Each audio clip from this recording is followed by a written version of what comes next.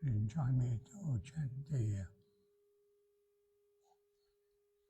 Namo Sakyamuni Buddha.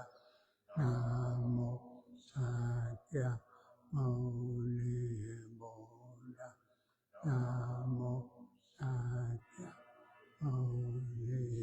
Buddha. Today I want to talk about the chapter 21 of the Lotus Sutra. The Lotus Sutra, like you know, there are 28 chapters, and this one, the 21 chapter, is relatively short, but it's very important because it explains to us how the Buddha loved us, the practitioner, and he wants to use his transcendent power to help all of us. So he wants to see we have two faculties, the seeing, the sight, and then the listening. Because among all the six senses, the two very precious senses we have is the sight, our eyes, and then our ears, the listening.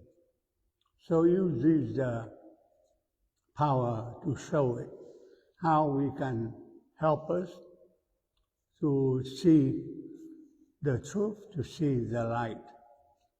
So use that.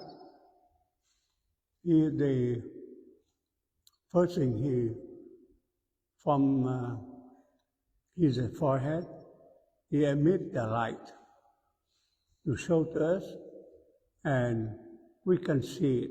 We can see ourselves. We discover ourselves that we can discover ourselves with our eyes, the truth, okay? So if you use your sense correctly, we can discover the truth ourselves. We don't have to depend on anybody, because Buddha teaches us we have a self-confidence, okay? Because some religion, you have to depend on somebody to bless you, and they use a scare tactic. They scare you. If you don't believe in them, you go to hell. If you believe in them, you save, you go to heaven. In Buddhism, no. In Buddhism, Buddha said, you have to believe yourself. You have self-confidence. You are born with the Buddha nature, or you call it awakened nature, or you innate your wisdom, your innate intelligence, okay? You can see it. You can discover it. And so emit the light just to tell you that you have that light yourself. It's not like only the Buddha have it. All of us, we have it. Because they said Buddha and Sanchari, we are the same, okay? We have no difference. Somebody think, oh, Buddha is a superior being, and we are the inferior being. Buddha say, no.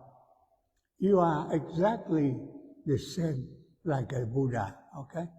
You are not inferior. You are the same. You have the same quality. So you can do it yourself. So that's the sight, the eyes you have. And you have the regular eyes, the eyes your parents give to you. But you have the superior eye, and why you have it. Yeah, you always will have it. You can see it yourself. And the second thing is listening. You have to use the ear. So he used the coughing, the snapping the finger. When you do the coughing, snap his finger, just to evoke to you that you have the listening, another faculty. That faculty, you can hear it, you can discover yourself, the truth. So the listening is very precious. You're listening to you in a voice. You tell yourself, I have the Buddha nature. I have a quality of a good being, of a very high potential. So I can hear it myself. I hear it. I see it. I have everything Buddha have it.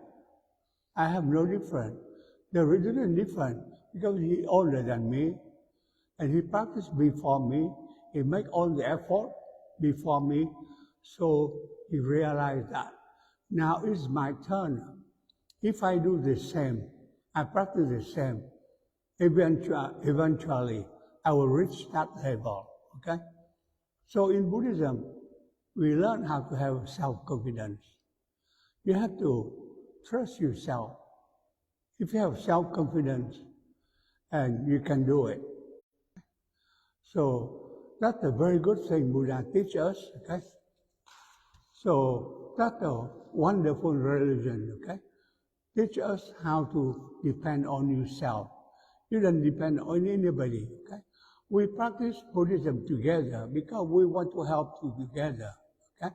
We study together because we practice in harmony and we help each other. But frankly, we didn't depend on anybody and each other. We depend on yourself, okay? And if we practice that way, in harmony, we help each other and we advance together. That's the key thing in Buddhism, okay? Do together, practice together in harmony, advance together. We will reach that level, okay? Then say that, I'm not that smart. You are smart. You are very smart. Everybody is smart. Nobody is smarter than the other person. We're the same level, okay? We're all smart. We have to trust ourselves. Then put yourself, then blame yourself, then disparage yourself. When you, the other chapter 21, when the Bodhisattva never disparaging, he tell you, I bow to you because you are the Buddha. I respect you because you are the Buddha. He didn't ridicule you. He didn't lie to you. Some people think, oh, he ridiculed me and he make fun of me. He tell me I'm the Buddha. But really, he do respect us, okay? Because he knows that's the reality, okay? So if you see it, and you will believe yourself. Like you go to school, okay? If you believe that you're not that smart, you never can study. You said, I never reached the level of my teacher, my professor, because they're so advanced, they're so far away from me. I never can reach the level of my professor. No. If you say no, I will reach his or her level. And maybe I surpass them, because always the younger generation surpass the older generation. That's advancement. That's the civilization. That's the reality. Okay? If we don't advance, our society, our civilization never advance it. So in Buddhism, the same way, you have to advance it. We become better practitioners, okay? And you trust yourself. You do it. You do it the right way. It's not we are arrogant. It's not oh, we are very smart, we're better. No, we're humble. All of us, we're humble. We practice modesty. He said, I'm not that smart. I'm not that educated. So I try daily. I advance gradually. I do it, okay? Doesn't mean that we are arrogant. We said we are too smart, We are not too smart, but you're not dumb either, okay? We are average, we are normal person. The normal person, we can learn, we advance ourselves. So practice modesty and humility and keep studying, practicing. Okay? If you practice without study, like a blind faith, like you believe in something people tell you to believe.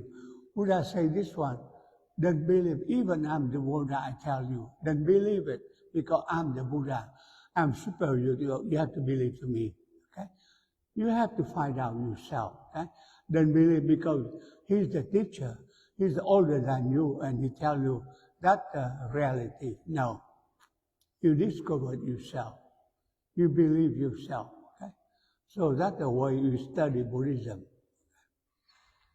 So I hope that all of us, we practice modesty and humility, and we study daily. Okay?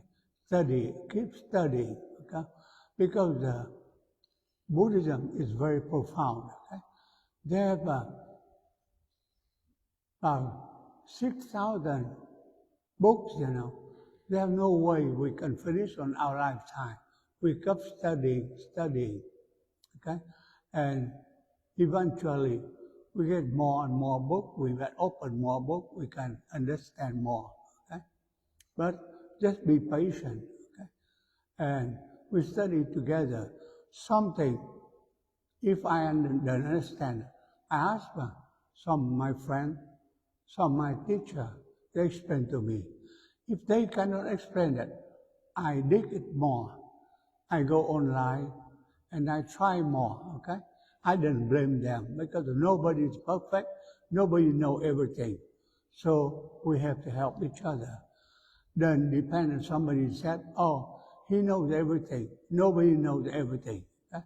We know only part of the whole thing. So we study together, okay? That's the way we study in life. Any discipline, anything in life, like in medicine, no doctor can say that he knows everything. They say that the doctor is a permanent student, okay? So the real doctor is a student. He's not really a doctor. Some doctor said he's very smart, he knows everything. He's a fool, okay? But the real doctor can tell you, I'm the student, I'm learning, and I try to improve myself. So that's the real doctor. When you go to see doctor, ask the doctor, what kind of doctor you are? The real doctor tell me, oh, I'm a student, okay? I'm learning. I'm still learning.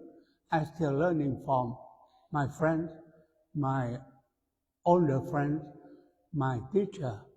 I learned from book, I learned from online, I learned. That's the real doctor. But the guy who said, oh, I'm a perfect, I'm the highest doctor, I'm the very smart doctor, he's a fool, okay? Anybody that. So in Buddhism, the same thing. We have to study, we have to be modest, we have to be humble, and we know that we have a limitation, and we need to learn to advance it, to know a little bit more every day. So that I talked to you about chapter 21. It's a short chapter, but go back and read it to see why Buddha used his transcendent power. Why he used it to help us? Because he wants to show that he get the light out and the snapping his finger and the coughing just to awake us, okay, to show us that we have the ability of seeing, the ability of listening, okay? It's our two very precious faculty. We use it, okay? That's only the two good sense we can use it, okay? So if anybody have any question, I try to answer your question.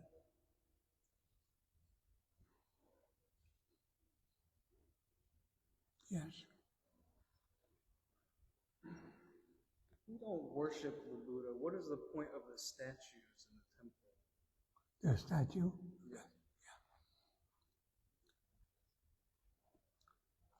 Yeah. The statue temple, really, if you look at the history, when the time Buddha, there are no statue. Okay? After that, the people, they make statue to remind themselves of the existence of the Buddha. Okay? But Buddha himself, all the big monks, they never want to have a statue for themselves. Okay? The people, they want to do it.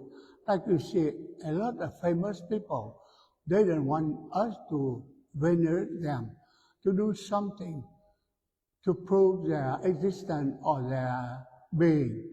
But the people after that, after the admiration, they want to remind themselves. They make the statue, the picture, stuff.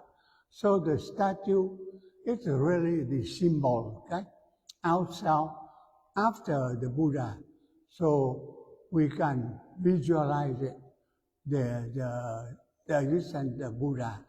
Really, like God too, in the Christianity too, God is the picture.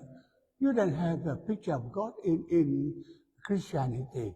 That's invention of the practitioner. Okay, it's really symbolic. Okay, but you see what are the true picture of God? There are no picture of God. It's a picture of Buddha. No, there are no true picture. You can see the Buddha they built in Thailand look like the Thai people. The picture of the statue of Buddha in India look like Indian people. The statue of Buddha in Vietnam, it look like Vietnamese Buddha. Okay, so they do it the way they feel that it belongs to them. It's one of them. So really, it's not true statue or true picture of Buddha. Okay, this is in your mind, deep in mind. That and the people they make the picture, make the statue to remind themselves, to remember that.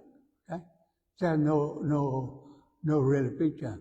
You ask the people from Christian church, I said, give me the picture of God. Nobody can tell you how God look like. Some people say, oh, God is white.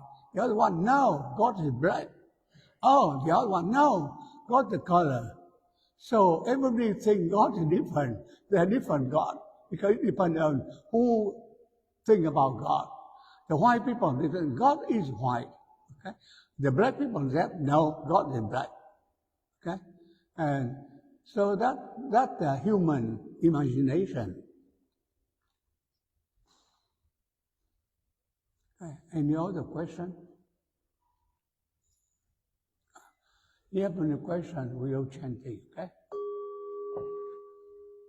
Namo Sakyamuni Buddha.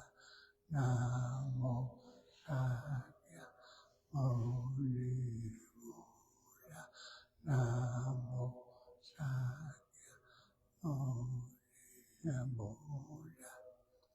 Any positive action we accomplished today, we want to transfer within wisdom the alignment.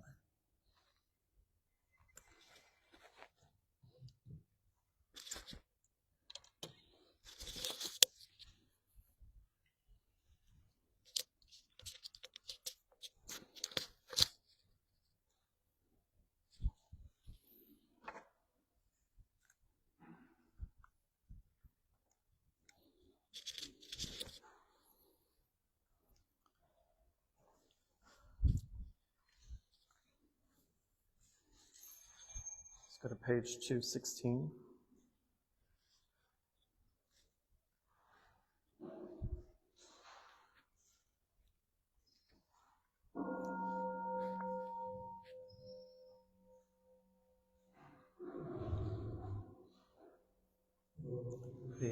speech and mind in perfect oneness, I send my, along with the sound of the bell, may the hearers awaken from forgetful and transcend all anxiety and sorrow. Listen, this wonderful sound brings me back to my true home.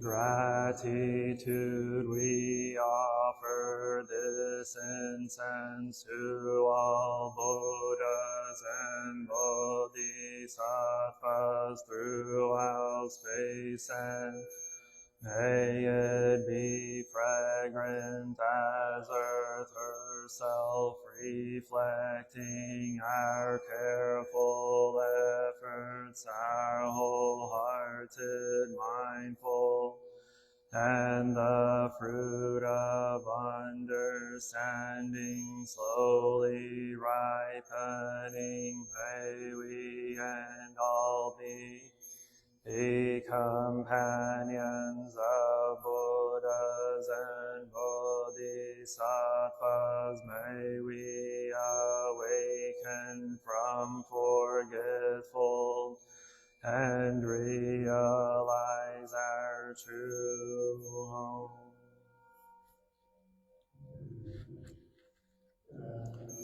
Sense in the censer now is burning, all the Dharma realm in every place, auspicious clouds appearing, our sincere intention thus fulfilling, as all now show their perfect body. Homage to the incense cloud canopy, Bodhisattva and great Bodhisattvas.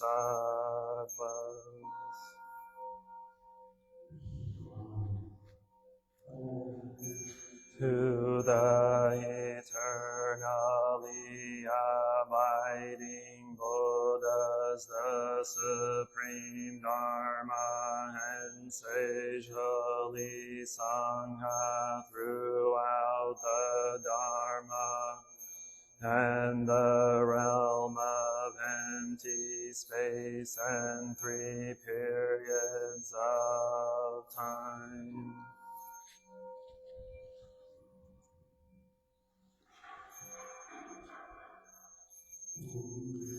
To the fundamental teacher Shakyamuni Buddha Maitreya, honored future Buddha Manjushri, great wisdom Bodhisattva, first soul, great conduct Bodhisattva, all Dharma guarding Deva Bodhisattva, and the glorious mountain assembly of Buddhas and Bodhisattvas.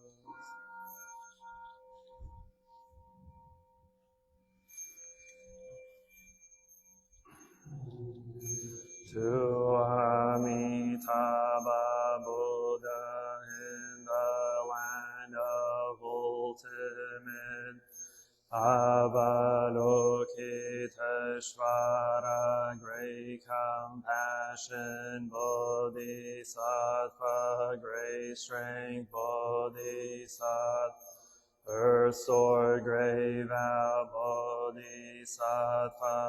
and the assembly of great pure sea light Bodhisattvas.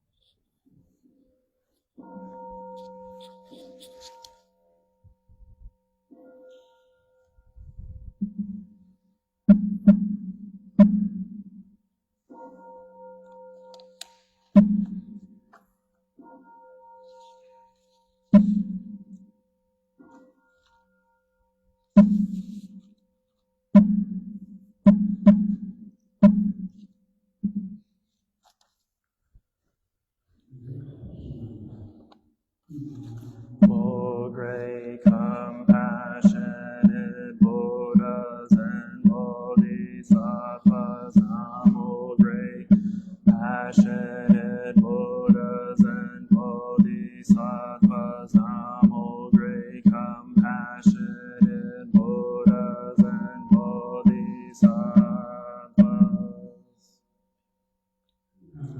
Oratna Trayaya Namo Arya Balokiteshvaya Bodhisattvaya Mahasattvaya Mahakarunikaya Om Sarvaravaye Sodanadasya Namo Skritvahimamaya Balokiteshvara Ramdava Namo Narakende Vimahava-swami Sarvaharhato Shobham Ajiyam Sarvasattva Namo Vastava Namo Vakamavitato Tadyata Om Avaloke Lokate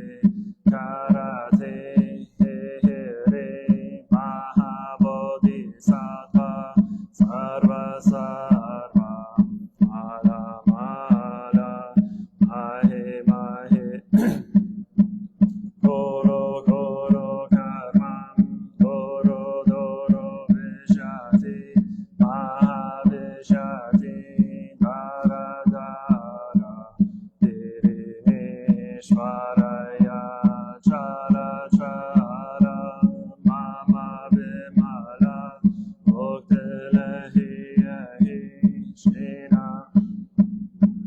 Arsham Kashari Vishadishram Horo Horo Mara Horo Horo Re Sara Sara Sere Sere Soro Soro Bodhiya Bodhiya Bodhaya Bodhaya Maitreya Narakindi Vishanina Vayamani Swaha Siddhaya Swaha Mahasiddhaya Swaha Siddha Yogeshwaraya Swaha Narakindi Swaha Maranara Swaha Sira Simha Mokaya Swaha Sarva Mahasiddhaya Swaha Chakra Siddhaya Swaha Padma Kasaya Swaha Narakindi Vagalaya Swaha Mavari Sankaraya Swaha Namo Ratna Trayaya Namo Arya Balokiteshvaraya Swaha Om Siddhyanto Mantra Padaya Swaha.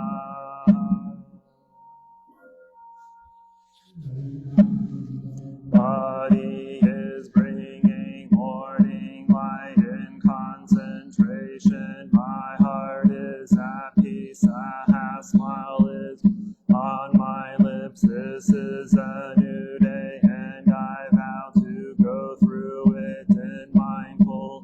The sun of wisdom has risen, shining in every direction. Noble Sangha diligently mind into meditation. Namo Shakyamonaye Bodhaya. Namo Shakyamonaye Bodhaya.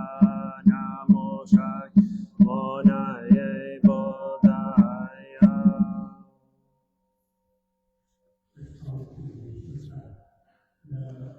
Surpass profound and wonderful Dharma is difficult to encounter in hundreds of millions of eons. I now see and hear it, receive and uphold it, and I vow to fathom the Tathagata's true meaning. Namo Shakyamuni Bodhaya.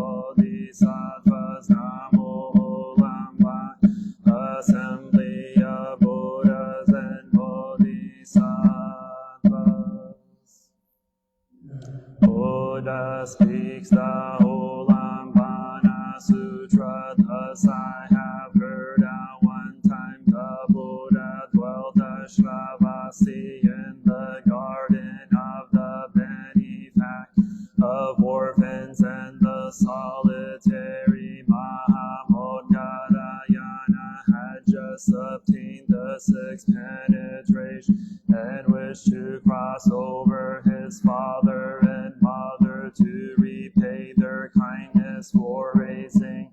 Thus using his way, he regarded the world and saw that his deceased mother had been born among the hungry ghosts, having neither food nor she was but skin and bones. Mahamodgarayana felt deep pity and sadness, filled a bowl with, and went to the mother. She got the bowl, screened it with her left hand, and with her right hand made a fist of food, but before it entered her mouth it turned into burning coals which could not be eaten.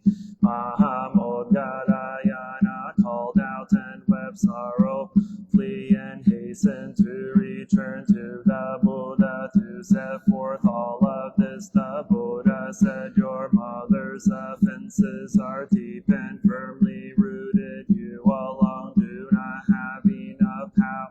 Although your filial sounds move heaven and earth, the heaven spirits, the earth spirits, twisted demons, and those outside the Brahmins and the four heavenly king gods are also without sufficient strength. The wholesome spiritual path of the assembled Sangha of the 10 directions is necessary for liberation to be yet.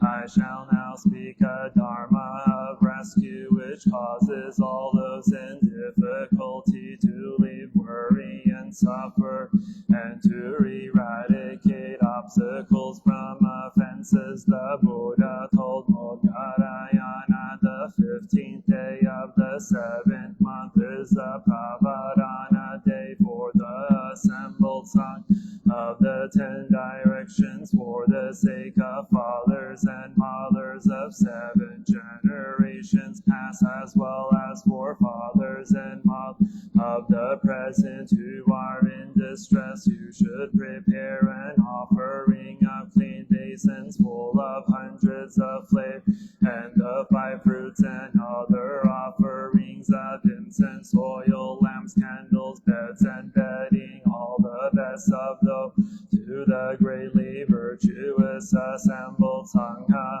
of the 10 directions. On that day all the holy assembly, whether in the mountains practicing dhyana samadhi, or obtaining the 4 fruits of the way, or walking beneath trees, or using the independence of the 6 penetration to teach and transform sound hearers and those enlightened to conditions, or provisionally manifest as bhikshus when in fact they are great bodhisattvas on the 10th ground, all complete with pure precepts and ocean-like virtue of the holy, should gather in a great assembly, and all of like mind receive the pravadana food. If one thus makes offerings to these pravadana sangha, one's present father and mother, parents of 7 generations past, as well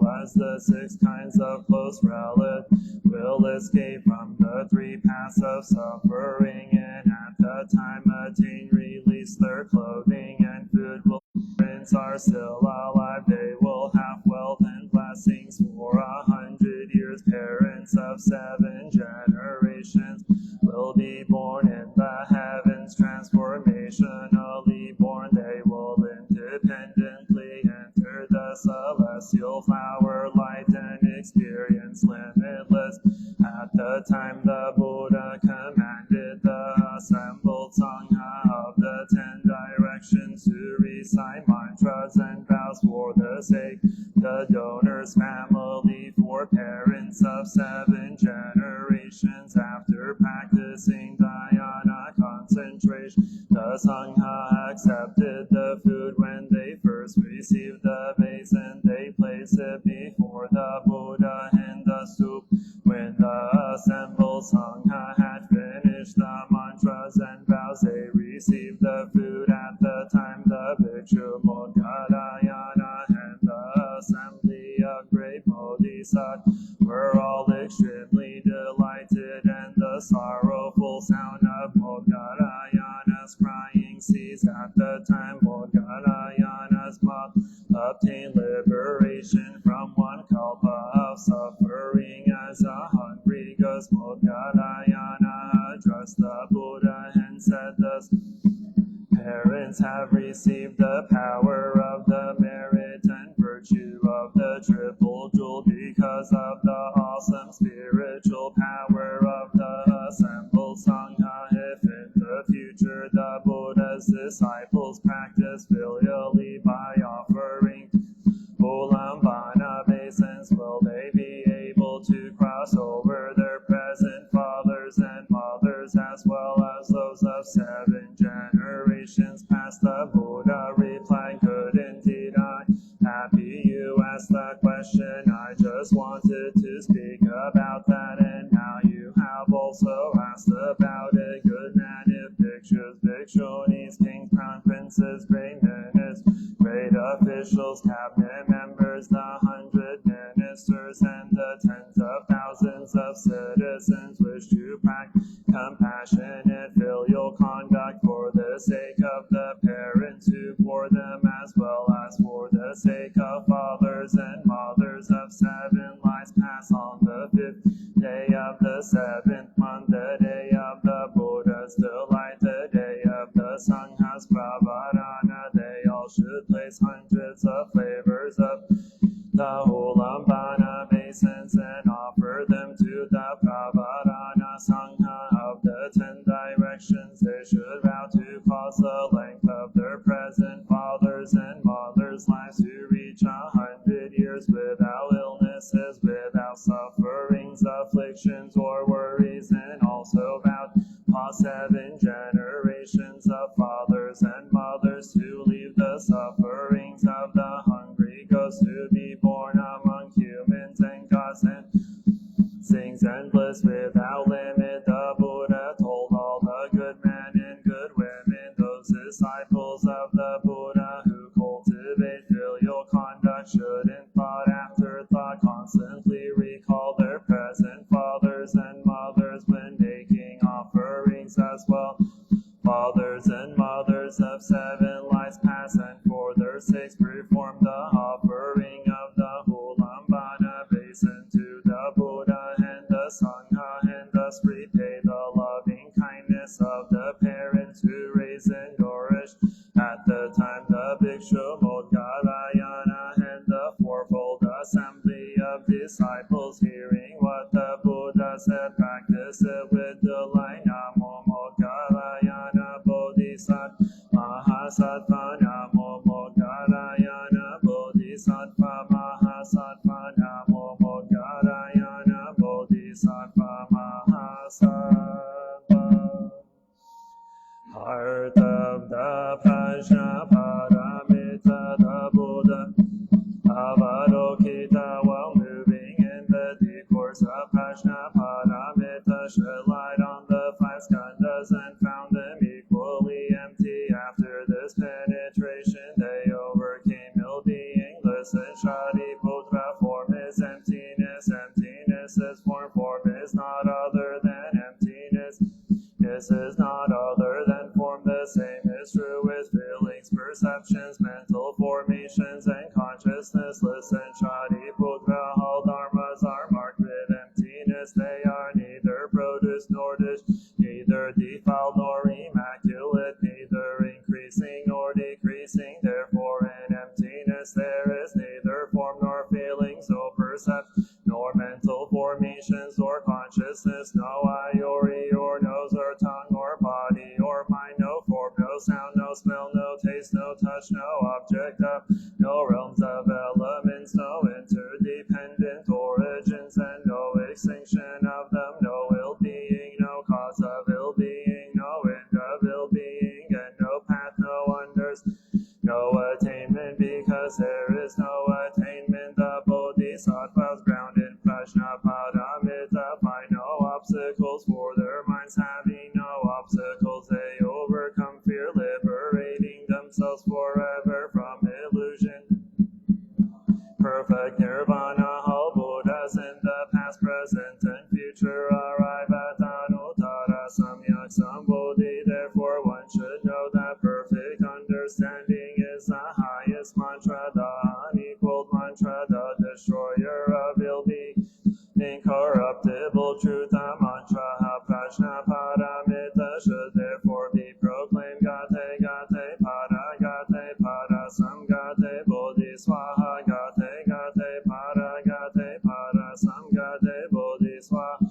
Gate para samgate bodhi swaha. Namo Amitabhaya Tathagata Tathagata Amrito Bhavi Amrita Siddham Bhavi Amrita Vikranti Amrita Vikranti Kamini Gagana Kirta Kade Swaha. Namo Amitabhaya Tathagata Tathagata Amrito Bhavi Amrita Siddham Bhavi Amrita Vikranti Amrita Vikranta Kamini Gagana Kirta Kade Swaha. Namo Amitabhaya Tathagata Tathagata Amrito Bhavi Amrita Siddham Bhavi Amrita Vikranti Amrita Vikranta Kamini Gagana Kirta Kade Swaha.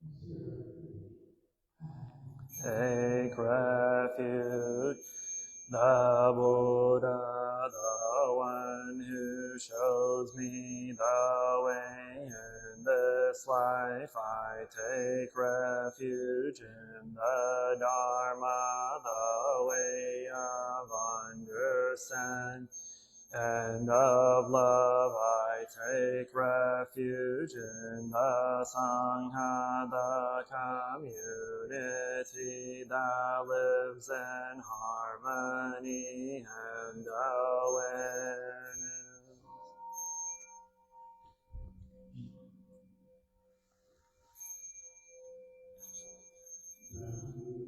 In the refuge of Buddha, I clearly see the path of light and beauty. In the dwelling in the refuge of Dharma, I learn to open many doors on the path of transformation. Take refuge in the Sangha, the community that lives in harmony and awareness.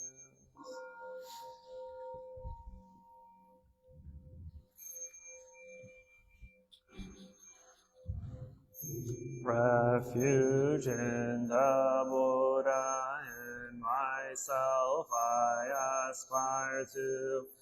All people recognize their own awakened nature, realizing the mind of love, taking refuge in the Dharma. In myself I aspire to help all people fully master the ways of practice and walk together on the path of liberation, taking refuge in the Sangha. In myself I aspire to help all people build fourfold communities to embrace all being and support their transformation.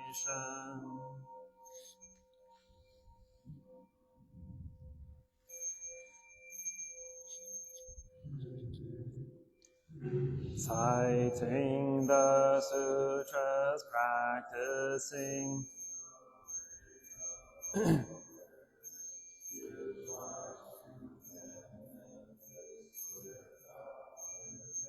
we vow to share the fruits with all beings. We vow to offer tribute to parents, teachers, friends, and numerous beings who give guidance and support along the path.